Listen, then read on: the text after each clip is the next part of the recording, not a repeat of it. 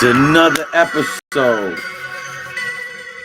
I got someone special in the house.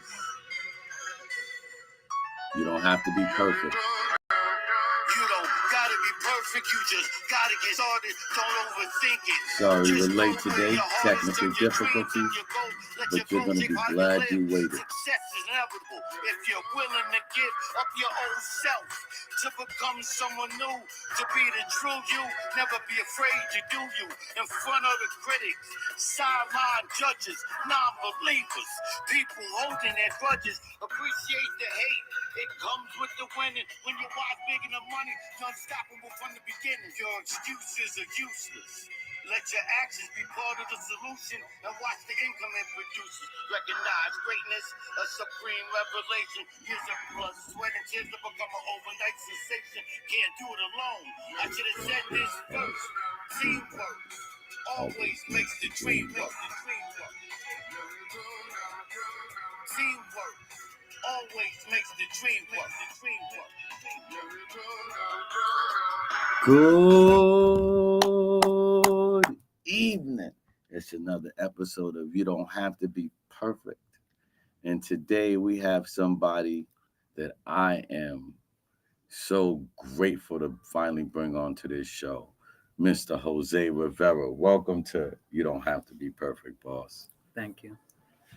You know, and it was important for us to bring you to the show because I think your current story and your backstory, is so in line with what we're talking about, where you don't have to be perfect. You're doing some great work currently for the United Way. But did you start out doing great work? No, not really, but let's rewind that a little bit. I'm doing great work for our community.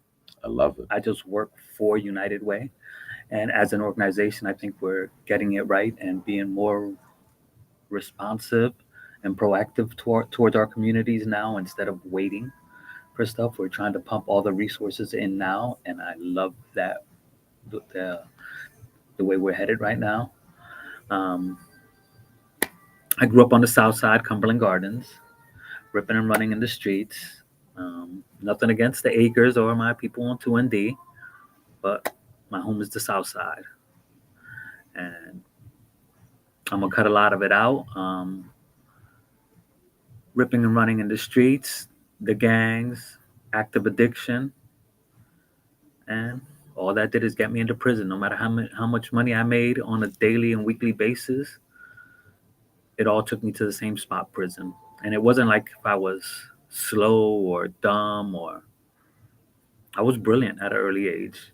I just got bored too easily, and no one picked up on that. I was always chasing the next rush, not even in high, chasing the see what I can get away with. And once I got into the system at 18, it took me 27 years to get out of it. That's important that you said that because there's so many people who get lost in that system.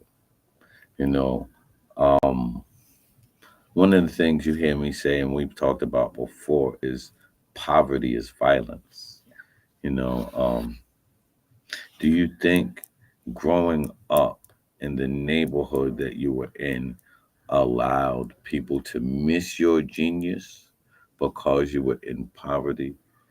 And do you think is it because just didn't see life as your community may have seen it? Um, it's first as a youth identifying that what is poverty. I don't think as kids, myself coming down from New York and you put me into this housing development, which townhouses and parking spots, I didn't see it as I was poor. Mm-hmm. I thought we hit it. We was doing good.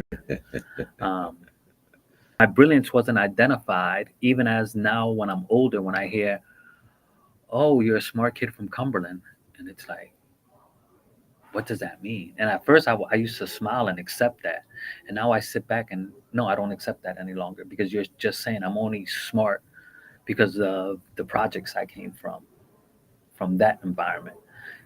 And I tell people, no, I've been brilliant my whole life. I just did negative actions. I didn't have bad behaviors because as a child you would have told me my behaviors were bad. I would have took that as you saying that I was bad.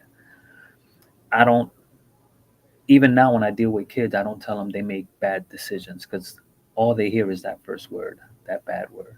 Mm-hmm. I tell when people ask me you made bad decisions, I'm like, no, those were the opportunities that were presented in front of me at that time, and I took them and I ran with them because that's what everyone else was doing. I was just able to, I think, and I know I did it better than everybody else because it took years for them to catch up to me. But once they caught up and put me in the system, it was plug and play. Whenever they wanted to hit me up, they hit me up, and I got booked.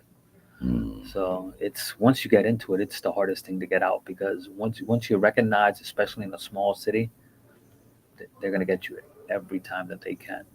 But back to the poverty issue, like I said, I didn't identify that I was poor.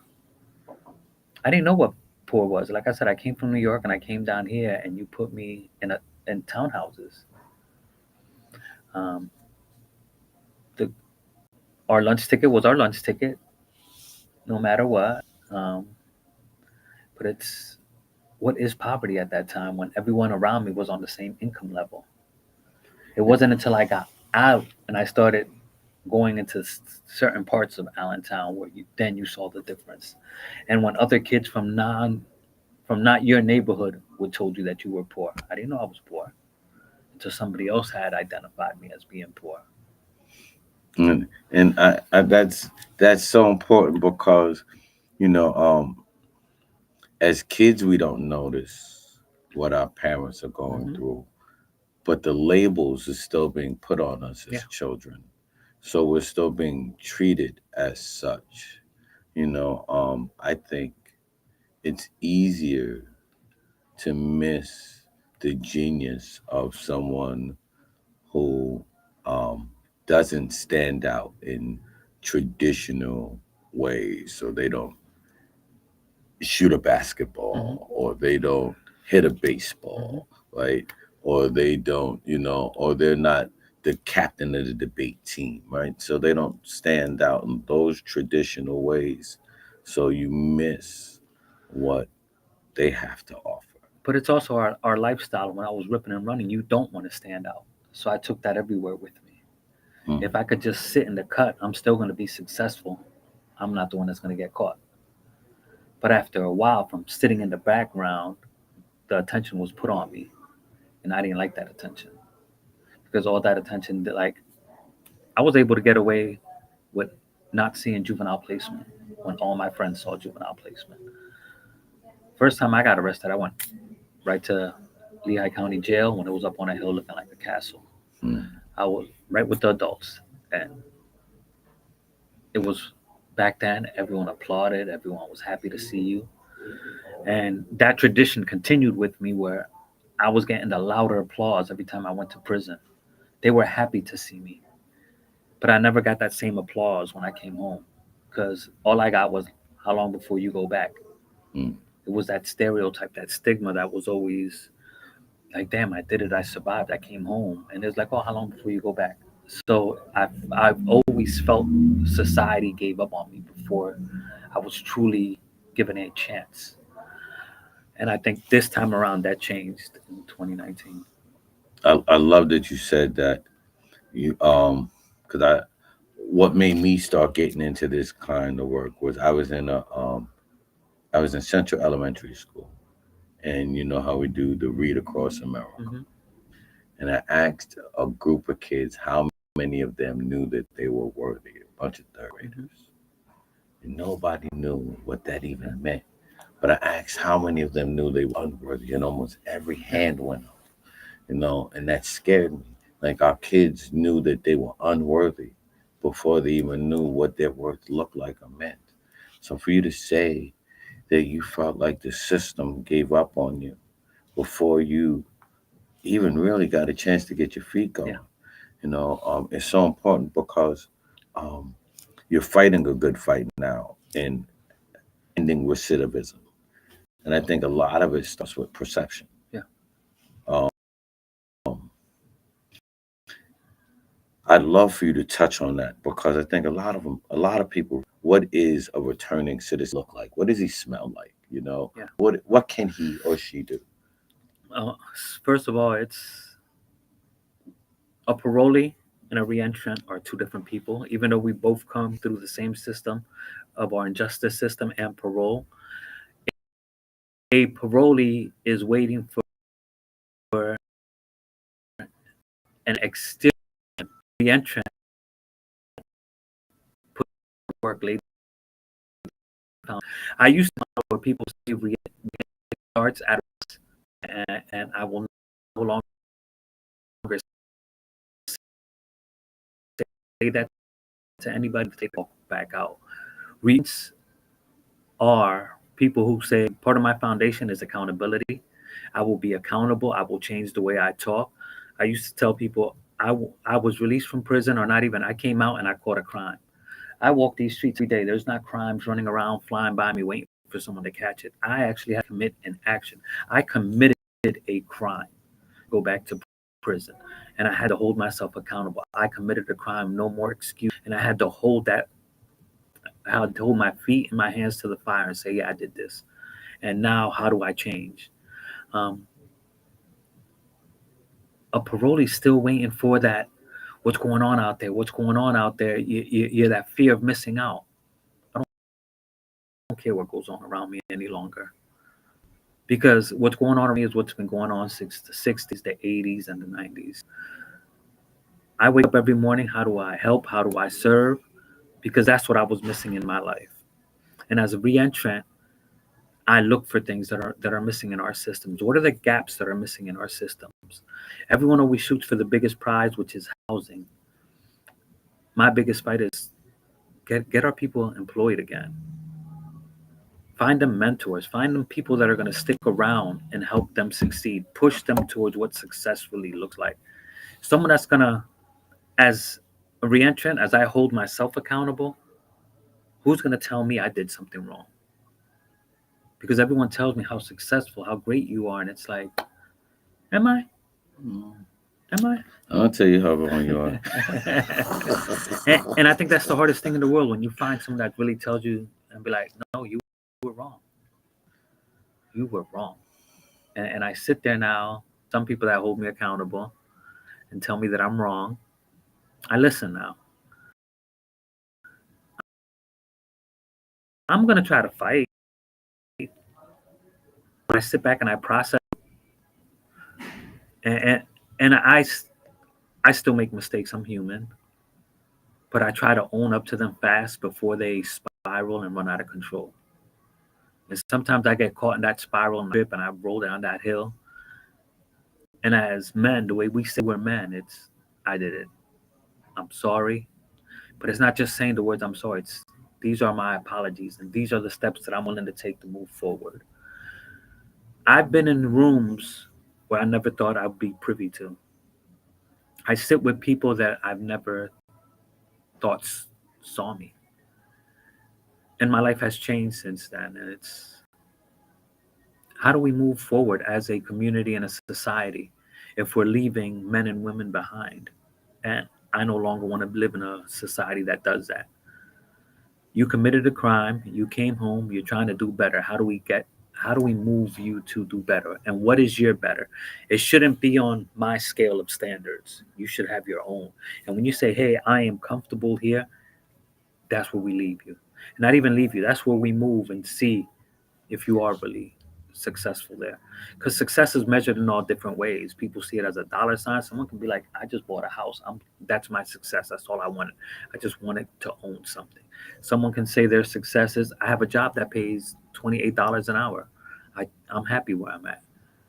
I have all that and I'm still not happy. And it's not that I'm selfish and I'm greedy and not saying that I want more.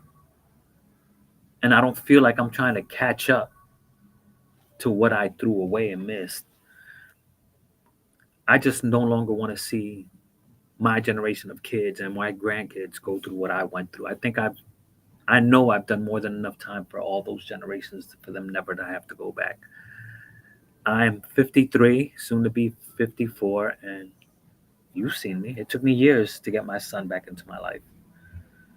I went from coming out here, him saying, "Damn, Dad, when I knew you, you was a thug. Now you came out and you turned into a hugger thug." And it's like, it's not that I'm a hugger thug. For me to include you in my life, I have to stop all those negative actions and say that those were negative actions. It's no longer just saying, "Oh, the system locked me up." The system just doesn't lock people up. You did something to put yourself in that system, and I have to stop saying stuff like that. And I tell my son, like, you have to stop blaming everyone else. It's, I did it. How do we move forward? The faster you can admit your wrongs, the faster we can get on to healing and move forward. I love that. Right? The faster you can be accountable, the faster you can heal. You know, but one of the greatest things we can do is to forgive. Right? I think forgiveness starts with yourself. Um, I've been blessed to watch you grow since you've come home. You know, since you had the long braids to becoming Augustus. You know, I've been very proud of your growth, but I'm also hard on you too. Hmm. Because like you said, accountability. What does and I wanted to stand there. What does accountability look like for you? And and when you're talking to others, how do you explain accountability to others? My accountability when I sit down with people, I want you to, like, if you're not being honest with me, you're not being accountable towards me and how I feel. And you're setting up this false pretense and this false reality to me. And I get trapped in between those pages of what is truth and what is false. And like I told you before, growing up, my favorite movie was Bronx Tale when Sonny told C, when he told Cologio, the working man's a sucker. I believed that. I really followed it until the one day I did the math, sitting in a prison cell watching the same movie. And I started realizing I can make this much money in 6 months, but the working man's still out there because I'll go to prison 5, 6, 7 years at a time. And that working man is just building his future. And every time I had to come out, start all over, start all over, start all over, start all over. And now it's like I don't have those resets and start all overs. Mm-hmm. So it's like, look at the track, 27 years of me being in prison, in and out. And that working man that worked those 27 years got their homes, got their cars, been on vacations. In prison, someone told me when I was looking at pictures of my kids, they were like, well, you could just Photoshop yourself into the picture. So that would be me creating another false image of myself, another false reality of my kids. Mm. And I had to sit back and go, like, that's not what I want to create. If I'm not out there, it doesn't even matter. And upon my release, I've learned to be a better grandfather, and I'm still learning how to be a father. So there's still struggles in between all of them because I can't be a grandfather until I'm connected to my own kids. And sometimes there's a bigger disconnect there than what I thought. And it's always a work in progress. How do we heal together? We can heal in our silos, but somewhere down the line we have to heal together. And like you said, forgiveness. What is true forgiveness? You can't forgive me and I can't forgive you, and 20 days later we get into a discord back into your face. That's not forgiveness.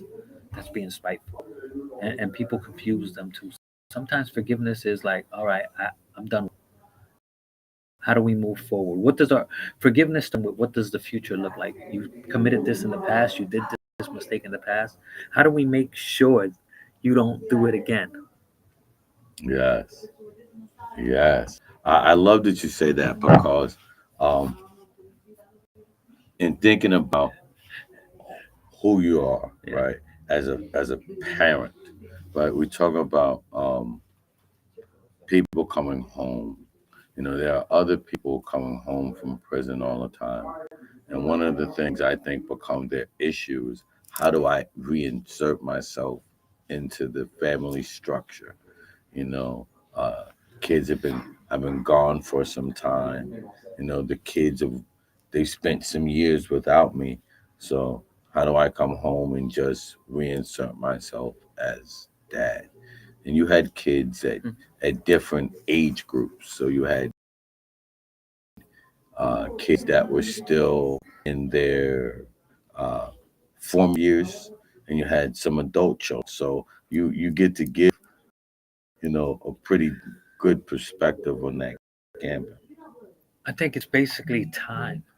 You got to let time take its course. Try to rush yourself into a role when mom was the one doing that dad role, you ruin the structure and you unbalance the structure that they came from. And they're not going to understand that. You can't just come out of prison and assert yourself and say it. They know who you are. But for you to take that dad role and say, these are the new rules, these are the new regulations, there's a new sheriff in town, it doesn't work. It creates a bigger gap between y'all. I think it's just coming home and you commingling with what they've already built because that's their foundation. And how do you get involved with it? You have to allow yourself to be a participant and not the leader. They have their leader. That's their mom, their grandmother, their granddad, whoever was there. You haven't been in that picture. And for you to just try to reinsert yourself and say, I'm back now and everyone has to follow my lead, it's not going to work. Time is the only thing that's going to heal it. That's real. Time. Having the time and investing the time, is so important. And you're hitting so many really poignant topics in talking about, dealing with reentry life. You know, so as a returning citizen, 'cause I know a lot of returning citizens go come home and then go back. Mm-hmm. What do you think, is important to build a solid foundation for you to stay home? With me, it took a combination. I had to do, I had to work, mentorship, and be willing to be a mentee because I don't know anything. On. Um, and it took education. I had to unlearn myself an opportunity. As you know, I go back to next month for my master's, and I had to just scrap everything, and that was the hardest thing. I had to unlearn everything, but I still keep core principles, which is hustling. Everything's I can hustle in a positive. It's not all negative. Out that street mentality to say hustling is a street thing, is a bad thing. No, everyone hustles and grinds. I had to be willing to sit there and be mentored by men, women, and sometimes my own kids, because our youth were way ahead of me. Hmm. I had to come and learn how to turn on a computer, and I come from the generations of computers. I didn't know how to use my laptop. Now I'm getting better with it. I can do a lot of things that I shouldn't be doing, but I'm learning it. I'm not scared to learn. Like, and when people be like, "Oh, you're scared to fail," I'm like, "No, that's what we've been done. That doesn't scare me. That's where I'm comfortable at. I thrive in failure. My biggest fear is, am I doing it right when I'm actually doing it? And is Mm, someone holding me accountable to let me know I'm doing it wrong?" I love that. And I want to pause for a moment and talk about how far you've come.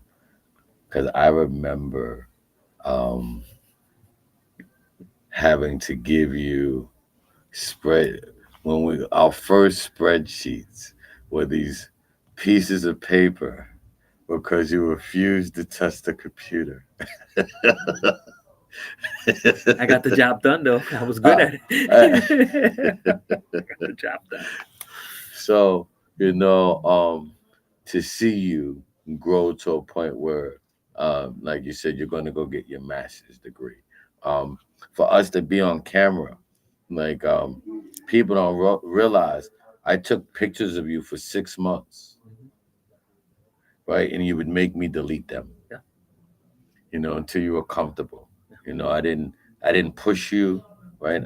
And that's really important uh, in dealing with someone who's returning, right? To Mhm. allow them to find their Mhm. space. I made you uncomfortable a lot too, because I hugged you a lot, Yeah, right? I still hate that. Yeah, and I still think it's a great thing, Mhm. because it forced you to deal with love, right? One of the great things I got to do was count the number of hugs I gave to gang members, Yeah. right? I used to put that I gave 2,000 hugs this month, you know. Right? But for a lot of you, right, it was your first real heart to heart connection that was genuine. Hmm. You knew when I hugged you, I had no ulterior motive. Oh, I still check my pockets.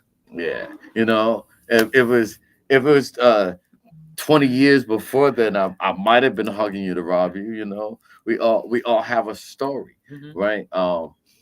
And I think that story is what makes us not just unique, but also makes us um, viable and valuable to these kids because we're willing to own our story. I can't give you a reentry story. I didn't go upstate for Hmm. a long period of time. I can tell you a drug dealer story. I could tell you, a stick up kid story because that's my story. you know. And I talked to remember we would sit in the room and I asked the kids how many of you ever sold drugs. Everybody look at me and I'm like, me. Start with me. If I'm accountable, you can be Yeah. accountable. I brought tons of different weeds to the East Coast. Kind of like so I sold weed and I smoked weed. So but I also we were able to tell them like your OG didn't teach you uh, like you learned a lot of lessons. You just didn't learn them completely. Because the lessons you learn in the streets, are actually actionable, right? And really um, more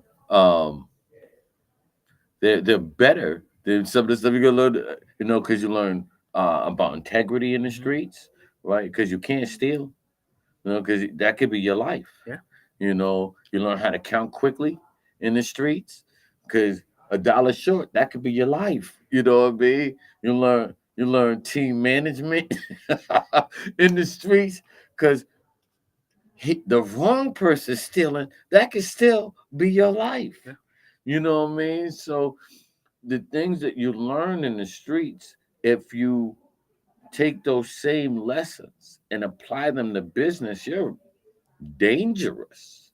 So your OG man, not they didn't teach you wrong. They just didn't teach you completely, right? They didn't teach you, like I remember going to college, and my best friend was, a big time drug dealer at the time, and he would always tell me how smart I am. I'm like, no, like you're learning m- way greater lessons than I am right now. It's like what I'm like these guys are all fools. You got to do this. You got to do that, but we didn't see the difference, Hmm. right? So, you know, those lessons that you look back now, are the principles that you live by to survive, Yeah.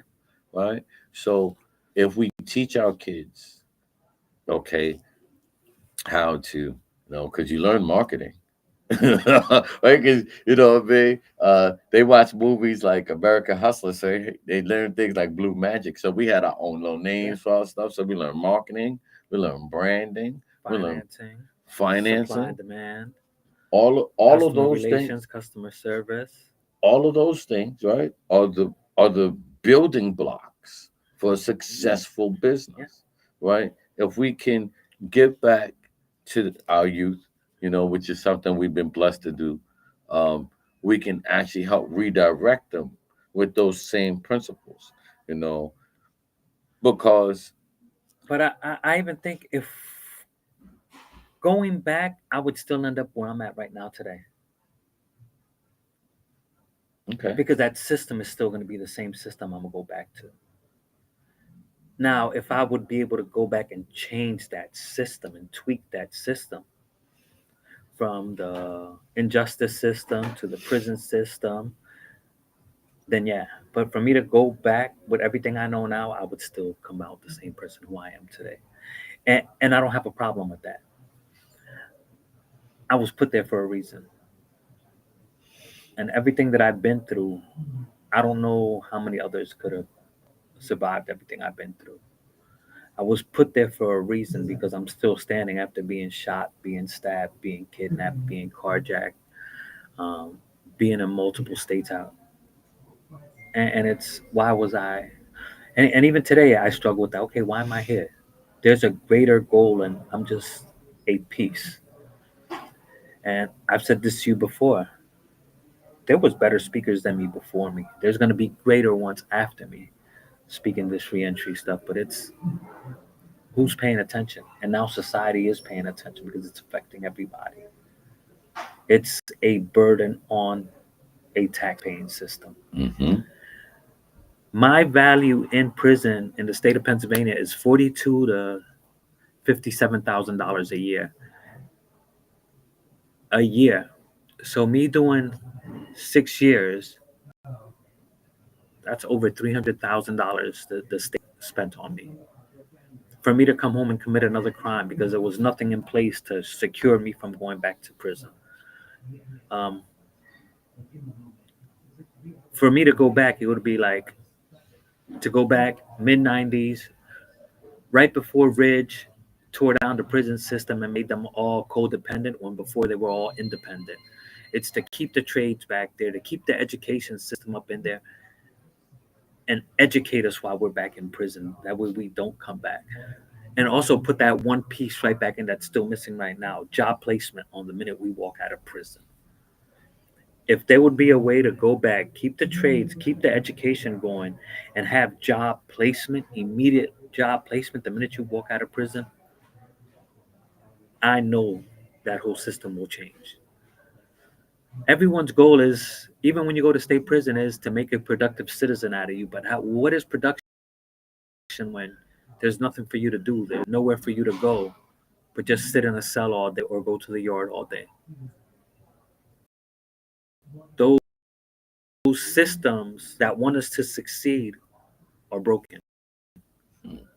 And for it to work, it takes people like me who've been in those systems for when I was there. But it's also listening to that first time offender when he goes in there and he gets that eye wide awakening feeling is what's going to make you stop coming back. And we have to put those in play right now. It's no longer saying you were in the system, you don't know it. You were on one side of it. You're right. I was on the penal side. There was no corrections in the correction system. So how dare you name yourself the correction system when it's still a penal system? So you should have just kept the name penitentiary. You want reform, job placement, housing, documentations, which everybody's doing, and I love that they're doing documentation part when you come out. But there is no job placement, and our education, thanks to Obama and Trump for keeping it, was our Pell Grants. But how do we do something bigger and better? We have one of the biggest untapped workforces in our society, which is people coming home from prison, and we're not utilizing them to their strength. We want to work. We want to be successful. And then a lot of times they train you in places or in spaces that they won't hire you when you come home. Yeah. So how does that help you if you learn an amazing trade in prison, and then when you come home, because of your, record, you can't utilize all of the skills that you probably know more than the managers there. Well, that was going on with the women. The men can come home and become a barber, but the women can come home and be beauticians. Hmm. Until recently, until they changed that Pennsylvania state law, now the women can come home and work in a beauty shop after picking up that trade. And it was like me when I was in school, in prison, I was going for accounting. I'm great with numbers. When I was released, my professor, Izzy, told me, young man, accounting's not going to be for you because you're not, the only money in accounting is to be a CPA. You can't be a CPA as a convicted felon. So I changed it to business administration, and I'm still thriving. It's something different. And it's, you got to have those people that direct you, and you got to be willing to follow their directions. If he wouldn't have told me and talked to me like that, I wouldn't have made it to where I'm at right now, because I would still be trying to be a CPA. If not, I'd just be a regular tax preparer for H&R Block. And I think that's a wasted resource if you go to school and your end goal is to get one of those successful jobs, but there's ordinance or there's laws restricting you from getting that, and nobody advised you before you took out all these student loans and did everything else, because the schools are still going to take it. The federal government's still going to give you the loan. No one's going to tell you you can't do this job, but it's there's roadblocks, there's barriers, and if we're going to say we're going to change the system, it's destroying barriers. When people be like, "Oh, we tore that barrier down," I tell people like, "No, no, no, destroy it, because when you tore it down, that means you walked your way through it, and now you're building it back up. That way, no one else can catch up to you." I don't I don't break down barriers. I try to destroy them. Make sure once they're down, and our people are still walking through and moving forward. We have to stop, get out of our own way, and get out of others' ways. And it's past that knowledge that you know that someone else doesn't know when they were coming out of prison. And sometimes they don't want to hear it because, like I said, we know everything. But someone who's really a reentrant is going to sit back like, "Thank you," and they're going to really think about that, and you might have just saved somebody's life. Like I used to tell you, 5 minutes of your time can change somebody's life, and I still live by that model. When someone stops me in the street and tries to have a conversation with me, I give them 5 minutes. Hmm. And if the conversation's heading in the right direction, I give them my phone number, and we connect and we continue to build. If we were doing it out in the street, if I would see you on Second Street, I'd go, "Oh, let's build, let's talk," and we were networking illegally. Hmm. Why can't I build in a positive way with you? I love that you're saying that because again, all of the principles that we learned while we were on the wrong side of the law are still applicable. Mhm. You know, the only thing, like unfortunately, when we come from certain neighborhoods, we learn them the hard way, right? You know, you learn it with down there a gun to the back of the head, Yeah. right? Because if you know, I remember my mentor said to me one time, he said, "Relax, you're not gonna die if you get this wrong." And I'm like, "Yes, we do." Because that's where we came from. You mess up this money, you know what I mean? Because who might have had to get it from, how you might have had to get it, that dollar had to come back. It's like I lose money all the time, you know. So if we can take that pressure off of our kids' back, um, that other uh, ethnicities, other cultures get to have, where they can just create, right? Because all great things come from being able to create freely. You know, your daughter, is someone who I've watched create beautiful work. Um, you know, but she beats the old drum. It always has. You know, being able to have more kids find that kind of freedom, Mhm. and to encourage them. I I know that comes from proper mentoring and taking time with them. My daughter was one of the hardest ones I had to reach back into. And after 2 years, she finally came back around. And she told me the realest thing ever. She was like, "Hey, I'm sorry I wasn't tight with you and close with you. And I know when I was younger, we were close. But every time we got close, you went away. And I wanted to see how long you were going to stay out." August 21st will be 6 years for me. Congratulations. And that's also the start date of my school. So I was like, I don't know if this is a blessing or is this trying to take back that time that I'm celebrating something happy and it's going to stress me out. No, what I love about that. I'm gonna give you some. It's the rebirth of something new, right? Because now you can celebrate something different, Hmm. right? You're going for your masters. You're gonna have something I don't have, babe. So, and I want to, and think about it. You said in 6 years, so in a 6 year period, you put yourself in a position to get your masters. Hmm. So, it's able to. It's like another graduation for you. Hmm. So that's how you can really view that you're graduating to another level. So you're no longer celebrating, coming home. You're now celebrating moving on. That's awesome. Yeah. Yeah, that's awesome that school, the universe makes no mistakes. You know what I mean? God makes no Mhm. mistakes.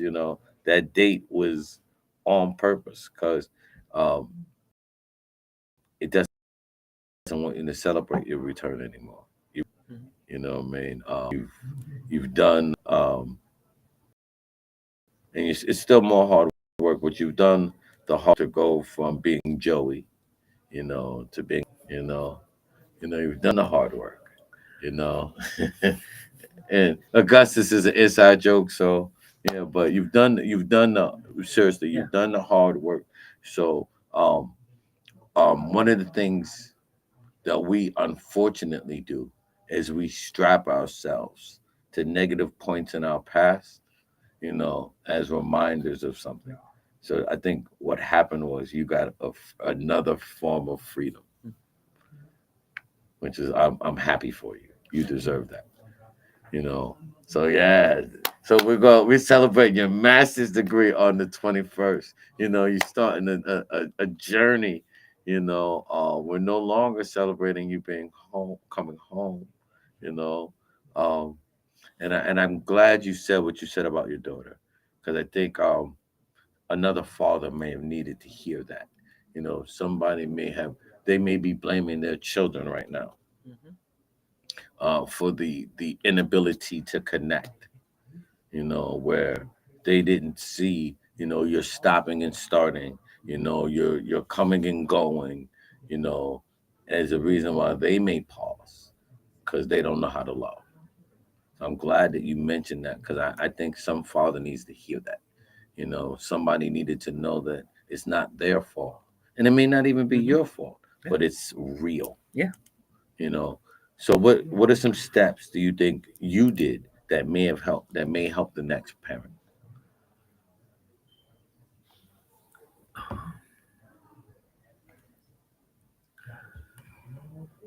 I've learned to give them the one thing they've always wanted, and that was my time. Mhm. I was always put in a position that I can buy them anything, but except the one thing, I can never give them my time. And you've seen me before. I tell you, if I could be up giving a speech right now, and one of my kids call, I answer that phone. It's no longer turn it off or wait till I'm done. I'm honored for them to call me dad or father or pops. Even when I walk down Seventh and Turner, and you've heard it, some people are like, yo pops, and it's just like, all right, they're not my kids, but they are our kids in the community. So it's whether one's calling me dad or one's calling me pops. It's how do we respond to that? Mhm. We don't respond with a negative comment.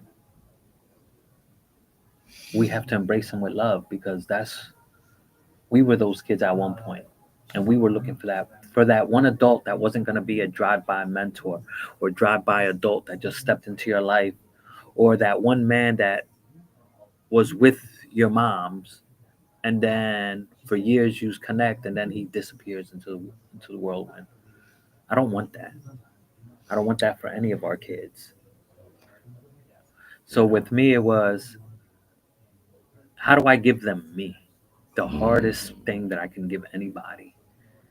And it was through time and through conversation. And we set goals, not expectations. I love that. Because if my daughter sets an expectation for me and she doesn't tell me, how do I know it?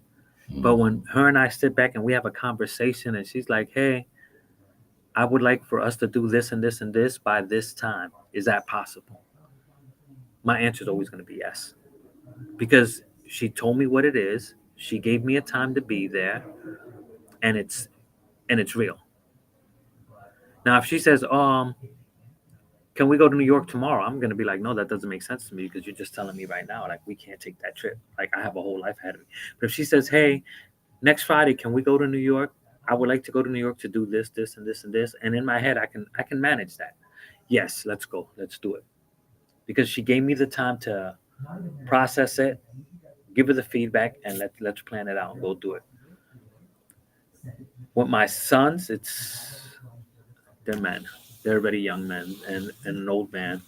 Um, it's just being real with them, holding their feet to the fire, and they'll tell you a whole different other story. They'll say, "I'm soft when it comes to the girls and harder when it comes to them," and it's not about that. In society, for all of us, we're all going to say equality and equity and all that, but we all know those are false narratives until we change that system. With my kids, I try to embrace that system for them, where it's like, okay, as a man, this is what you should be doing. As a woman, don't listen to none of that stuff what they think you should be doing. You should exceed that. Mm-hmm. We're always quick to put down our women and not uplift them and not put them on equal ground as our male counterparts. And I don't see that. I've taught my daughters, whatever I can buy for you as your dad and whatever you can buy for yourself, your significant other or your partner should do better, because he has to create that family environment for you that I've done that. So he has to show you better, because it's not about giving you anything. You can buy that all on your own. So I try to teach my daughters at an early age, as you've seen, try to keep them working, try to keep them ahead of the game. And my boys, I try to get them to see what life really is. Like, we're going to bump our heads, we're going to struggle, but it's okay to ask for that help. As men, we're not taught to ask for help. We're not taught it's okay to cry. We're not taught to be vulnerable and invest in ourselves. We're great workers. We'll invest in anybody else, but we won't invest that same amount of time in ourselves to get us to where we need to be at. I sit back and I try to figure out, how do I get to where I need to get to? And I'll do this great plan, and I'll sit down, and I've done it before while I was coming out of prison. I had this great plan. This is what I'm going to do, X, Y, and Z, and this is how it's going to be. 30 minutes outside, I threw that whole playbook out. And that's happened with me. Like, when I would be like, no, this is my job. This is where I need to be. This is where. And God gets me to that footstep and lets me peek in, and I'm still, no, no, no, that's it, that's it, that's it. And then he closes that door on me. And something else opens up that I didn't think I was good enough for. And that happened with me with United Way. Even though I told you when I first came out, I'm gonna be in United Way 5, 6 years. I got there in year 5. But I got there because all the work I put in. And you build those real relationships and you reach out. And even, I gotta give him credit. He taught me before, you send out a happy Mother's Day to every mother in your phone, a happy Father's Day to every father on it, a Merry Christmas or Happy Holidays to every person on your phone, whether you're talking with them or not, because you never know when you're going to cross that bridge. And I still do that to this day. And it irks me because I'll sit there and I'll be like, is this even their number? But I still send it out. And it works, because when someone looks at that and be like, wow, 5 years later, he's still at least sending messages to me. Next time you see them, they think differently of you, Never because mess it around. wasn't about a dollar sign. It wasn't what they can do for you. It was, hey, you're still in my thoughts. You're still here. And I'm glad that you're here. And that works. And it's not a ploy of try to get over. It's just a genuine care and concern for the next human being. Hmm. Connection, right?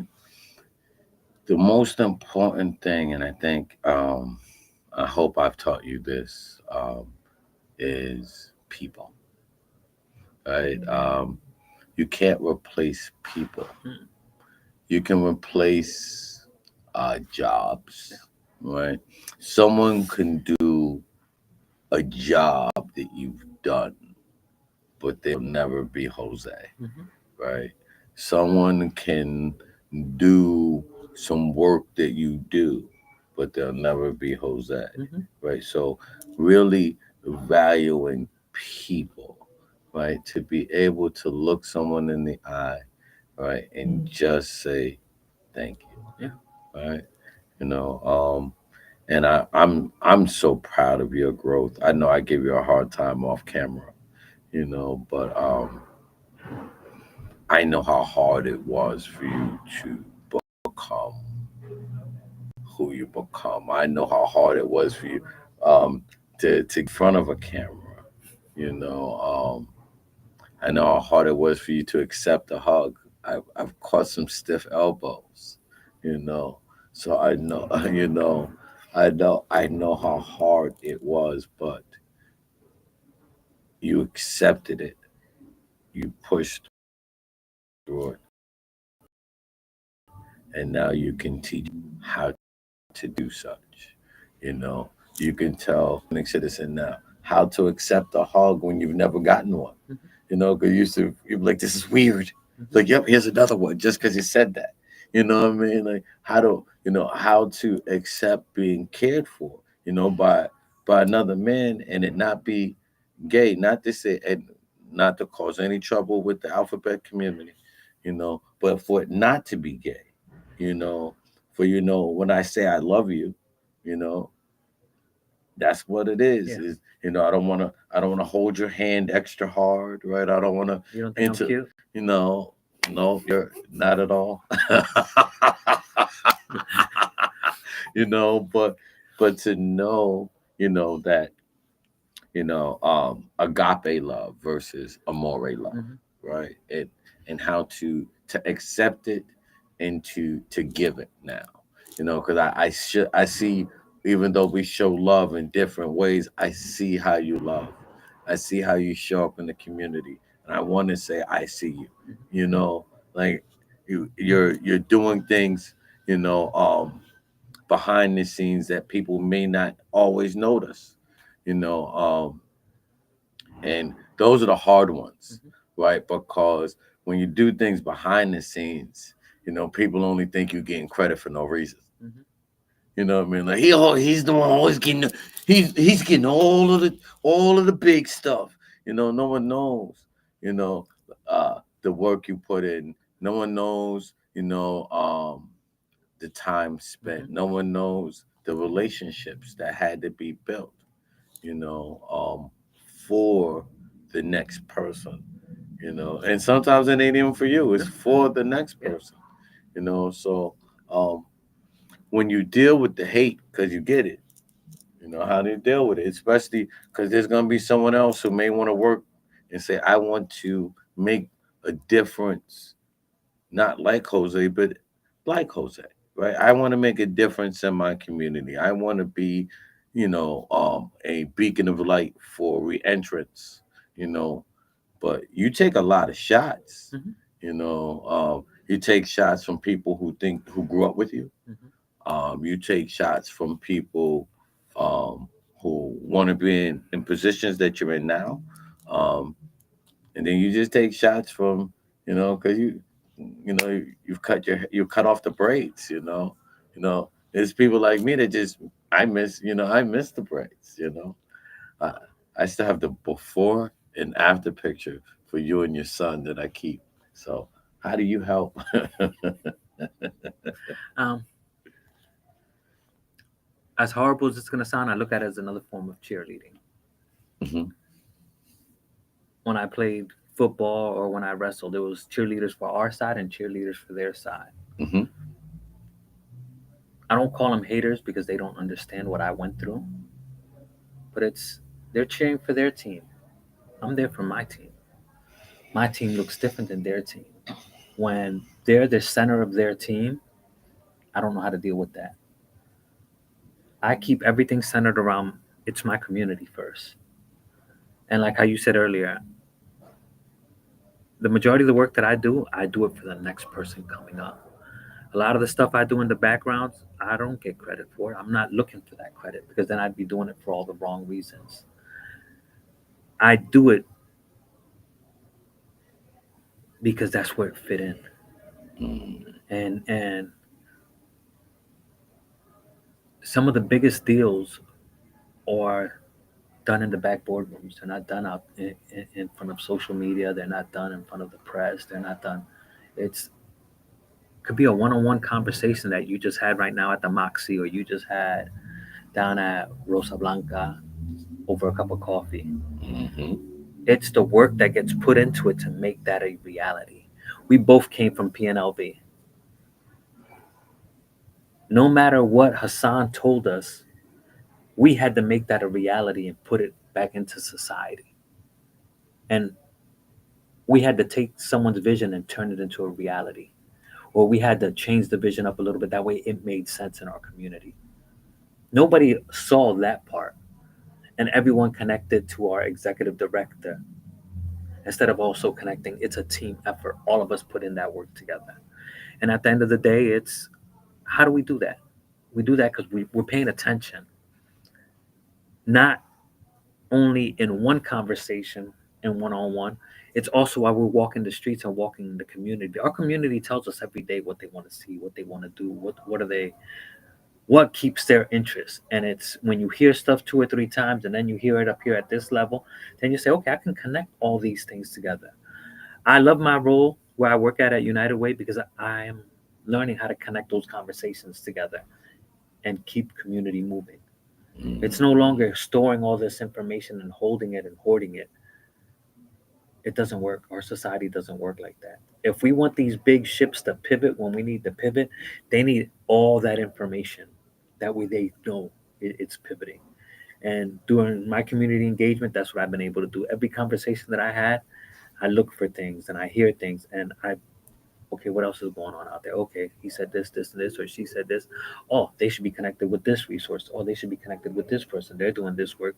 These two can do this work, and it's going to work a lot faster. And I don't care that I'm in the background. And I don't care that I don't get the credit. What is credit? Credit don't pay the bills. I do things because I want to see our society and our community move forward.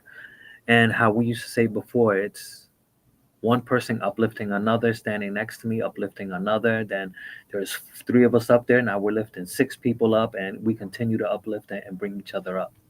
And that's all I want to do. I don't sit there to get the biggest name on the logo or the biggest thing on the headline or my name up in neon lights. I just want our community to thrive, and I want everyone to belong. The hardest thing for me once I came back to this city was, did I still belong here? And for a while, I wanted to leave. Mm-hmm. I wanted to leave. I wanted to go elsewhere. Mm-hmm. My work was being appreciated, like out in Jersey, out in Harrisburg. They wanted me, and I'm glad that I stayed. As bad as I wanted to leave, I'm glad that I stayed because this is where I belong, and this is where we all belong. Allentown has had great days, has had bad days, but we don't give up on each other. Like we went from being connected to Bethlehem with the steel mills, to having the butcher shops, to having everything that all the small factories that we had, and we've gotten over that, and to where we're at right now. Everyone's going to look and say gentrification and all these systems that were built in Center City, and they felt that they were left out.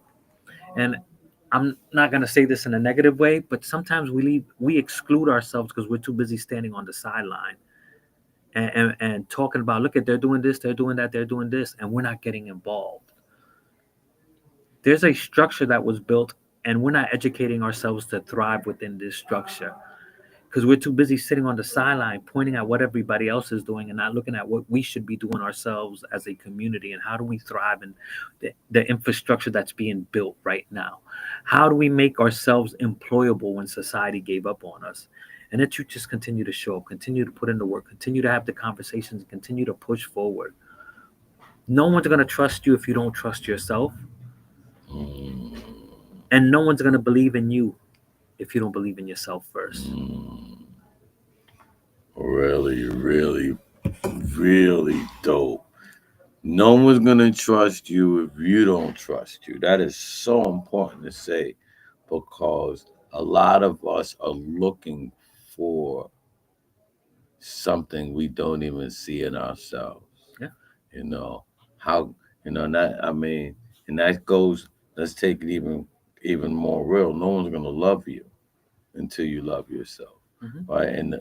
And the love comes first, because if you can love yourself, you can find love to give to others.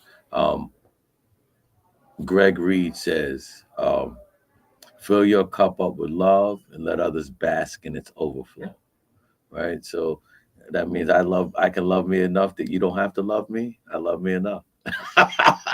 Right? Like if you love me, if you don't, so I love that. And then that you're doing it without looking for credit. And wow, I told you this hour ago. Quick. Um, without looking for credit, I would say, right, the only credit that we need are credit cards and Mhm. credit lines. Yeah. And in our community, we're always looking for credit because we're told that's what we need, Yeah. you know, but we're not told, how to build credit because that's what we need. Yeah. Don't look for credit, build credit. So I love that we got to, you know, and this hour went by quick. I told you it would. Um, if someone wanted to, work with you or wanted to get in touch with you or find out what you're doing right now, how would they do Reach out to the United Way. My phone number is on their website, and that's my personal number. So I don't hide from anybody. Just reach out. I'm willing to work with anybody, as long as you're willing to put in the work. Also, that? That is awesome. And like I said, this hour will go by quickly. So I'm gonna ask you to do with me what everyone has done in order to end our show, and that's to say my personal manifesto. Now, you've heard it many times. You probably heard it more times than anyone else because you've been around me for so long. But, my personal manifesto, I'm going to say it one time through, and then I'm going to ask you to repeat it like call and response. So, my personal manifesto is simple. I love me. I'm worthy. Some people may not like me, oh, that's too but I fast. That's don't too much. care. That's too much. But the people that love me, the people that may not like me, but I don't care because the people that matter will be glad that I'm here. So call and response. I That's it. love I love me. I love me. I'm worthy. I'm worthy. Some people may not like me, Some people may not like me. but I don't care I don't care because the people that matter because the people that matter will be glad that I'm here. will be glad that I'm here. Yes, and we are glad that you're here, Jose. We were glad that you spent this time with us. We are glad that we were able to really, show the world your story. We were able to get an hour of your time. We are glad that we not only got to talk about Joey, we got to learn about Jose, and we got to share with the world about the real promise of Augustus. We are glad we learned that August 21st now has a new meaning. Yeah. It's, you're now free to soar, because from master, right? After master, because doctorate, right? Who knows? We may be calling you Dr. Rivera sometime soon. So we want to thank you for being vulnerable, right? For being willing to share and just being you. So I'm going to let you have the last Nothing. Keep it simple. Thank you. word. Nice and simple. Well, that was Jose Rivera. This is another episode of You Don't Have to Be Perfect. And next week, we have Tony Ortiz on. But please follow this gentleman. Learn more about his story and his work. If you want to really make a difference in reentry, you want to make a difference in recidivism, if you want to make a difference in just this community, learn what he's doing, follow his work at the United Way, and hopefully you'll be invited to that graduation coming soon. August 21st, we start something new. You don't have to be perfect. Peace.